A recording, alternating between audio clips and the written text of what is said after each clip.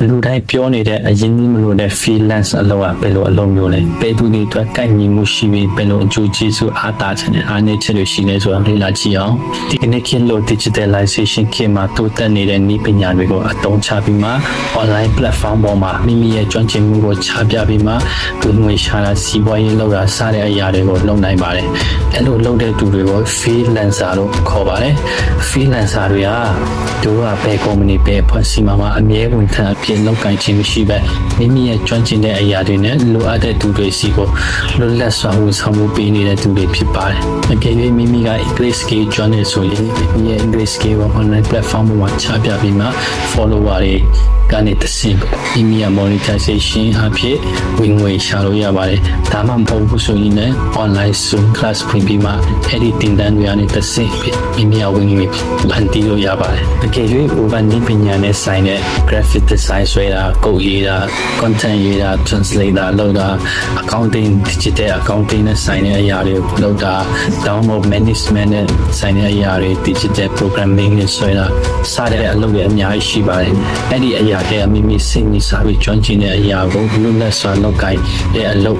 ဒါကို freelance အလုပ်လုပ်တယ်လို့ခေါ်ပါတယ်။ဘယ်အလုပ်မှမဆိုအားသာခြင်းနဲ့အားနည်းချက်တွေကတော့ရှိပါတယ်။ freelance အလုပ်မှာလည်းထုံနည်း၎င်းပဲအားသာခြင်းနဲ့အားနည်းချက်တွေရှိပါတယ်။အားသာချက်တွေကပါလဲဆိုတော့မိမိရဲ့အလုပ်ကိုမိမိကိုယ်တိုင်ရွေးချယ်ပိုင်ခွင့်ရှိတယ်။ဘယ်လိုနေရာမှာဘယ်လိုအချိန်မှာဘယ်လိုပုံစံလုပ်မလဲဆိုတာမိမိစိတ်ကြိုက်ရွေးချယ်ပိုင်ခွင့်ရှိတယ်။ဒါတင်မကဘူးမိမိရဲ့အထက်မှာမိမိရဲ့အောက်မှာမိမိကိုစီမံခန့်ခွဲနေမယ်လို့မရှိတဲ့အတွက်ကြောင့်လွတ်လပ်စွာလုပ်ဆောင်နိုင်နောက်တဲ့တစ်ချက်အနေနဲ့ကတော့မိမိရဲ့ client ကိုမိမိကိုယ်တိုင်စိတ်ကြိုက်ရွေးချယ်လို့ရခြင်းဖြစ်ပါတယ်။နောက်တဲ့တစ်ချက်ကတော့မိမိရဲ့ဝင်ငွေကိုမိမိစိတ်ကြိုက်ဖန်တီးလို့ရပါတယ်။ဥပမာမိမိကဒီလမှာအလုံး9ခုလုပ်မယ်ဆိုရင်9ခုနဲ့ညတဲ့ဝင်ငွေကိုမိမိဖန်တီးလို့ရတယ်ရှာဖွေလို့ရတယ်အားသာချက်ပြီးဆိုအားနည်းချက်ပါတယ်လဲဆိုရင် freelance လုပ်တဲ့လူတွေကအင်မတန်မှအလုပ်များတယ်။ဘာဖြစ်လို့လဲဆိုတော့သူအထက်မှာသူအောက်မှာဘယ်သူမှရှိမနေတဲ့အတွက်ကြောင့်မိမိလုပ်ရမယ့်အလုပ်တွေအားလုံးကိုမိမိတယောက်တည်းကပဲတာဝန်ယူပြီးမှလုပ်ဆောင်ရမှာဖြစ်ပါတယ်။နောက်တစ်ချက်ကတော့တဖြည်းဖြည်းနဲ့အထီးကျန်ဆန်လာမှာဖြစ်ပါတယ်။ဘာဖြစ်လို့လဲဆိုတော့ company ဝန်ထမ်းတွေကအပေါင်းအသင်းမိတ်ဆွေတွေနဲ့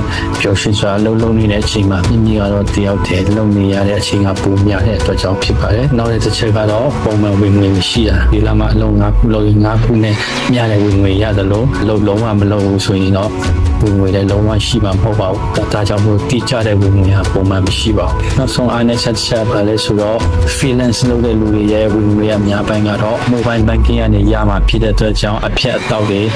များမှာဖြစ်ပါတယ်။ကဲ freelance အလုပ်ကြောင့်တည်ပြီးဆိုတော့ freelance အလုပ်ကိုဘယ်လိုလူတွေရွေးချယ်တင်တယ်ဘယ်လိုလူတွေကတော့မရွေးချယ်တင်ဘူးလဲဆိုတာဆက်ပြီးလေ့လာကြည့်အောင် freelance အလုပ်ကိုရွေးချယ်တင်တဲ့လူတွေကတော့နံပါတ်1မိမိမှာရှိတဲ့အရေးချင်းတစ်ခုခုကိုလွတ်လပ်စွာချပြခြင်းတဲ့သူတွေနံပါတ်2အနေနဲ့ကိုယ့်ကိုယ်ကိုစီမံခန့်ခွဲနိုင်တဲ့သူတွေဘာဖြစ်လို့လဲဆိုတော့အလုပ်ရှင်နဲ့ကိုယ်ပဲဖြစ်တယ်အလုပ်သမားနဲ့ကိုယ်ပဲဖြစ်တယ်လုပ်ရမယ့်အလုပ်တွေအားလုံးနဲ့ကိုယ်ပါပဲတာဝန်ယူရမှာဖြစ်တဲ့အတွက်ကြောင့်ကိုယ့်ကိုယ်စီမံခန့်ခွဲနိုင်တဲ့သူတွေဖြစ်ရပါမယ်နံပါတ်3ချက်အနေနဲ့ကတော့အလုပ်တွေစီပုံမှုအတိတ်တွေကိုလက်သက်တဲ့သူတွေနံပါတ်4စက်တဲ့ပြောဆိုဆက်ဆံရေးကောင်းတဲ့သူတွေနံပါတ်5မိမိမှာရှိတဲ့ skill တွေနဲ့အပူဝင်ငွေရှာလို့တဲ့သူတွေအဲ့လိုလူတွေအတွက် freelance အလုပ်ကအင်မတန်မှရွေးချယ်ခြင်းတဲ့အလုပ်ဖြစ်တယ်လို့အလုပ်သက်ကောင်းတဲ့အလုပ်လည်းမရှိပါဘူးဆိုတော့ freelance အလုပ်ကိုဘယ်လိုလူတွေကရွေးချယ်တင်ဖို့လဲဆိုတာကြည့်အောင်နံပါတ်1ဒီပညာအသုံးပြုမှုပိုင်းမှာအားနည်းတဲ့သူတွေ